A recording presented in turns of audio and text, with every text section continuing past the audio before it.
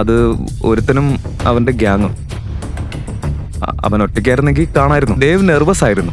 ദിനേഷിന് എന്തോ കുഴപ്പമുണ്ടെന്ന് തോന്നി. നിനക്ക് എന്താ വേണ്ടത് പറ.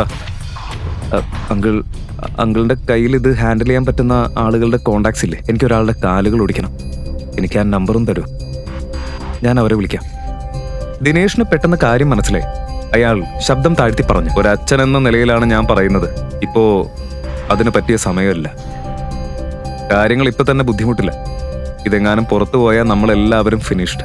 ദേവ് ഇതൊന്നും കേട്ട് പിന്തിരിഞ്ഞു. അവൻ പറഞ്ഞു, അങ്കിൾ പ്ലീസ്, എനിക്ക് അവന്റെ കാലോ കൈ ഒടിച്ചാൽ മതി, അത്രേ ഉള്ളൂ, വേറൊന്നും വേണ്ട. അവന്റെ അപേക്ഷ കേട്ട് ദിനേശിന് പിന്നെയും അവനോട് നോ പറയാൻ തോന്നിയില്ല. അയാൾ പോക്കറ്റിൽ നിന്ന് ഫോൺ എടുത്ത് അവന് കൊടുക്കാൻ തുടങ്ങി. അവന്റെ പേരെന്താ? പേരൊന്നും അറിയില്ല അങ്കിൾ, പക്ഷെ എന്റെ ഒരു ക്ലാസ്മേറ്റിന്റെ ഹസ്ബൻഡാ, ഒരു സാധാരണക്കാരനാ.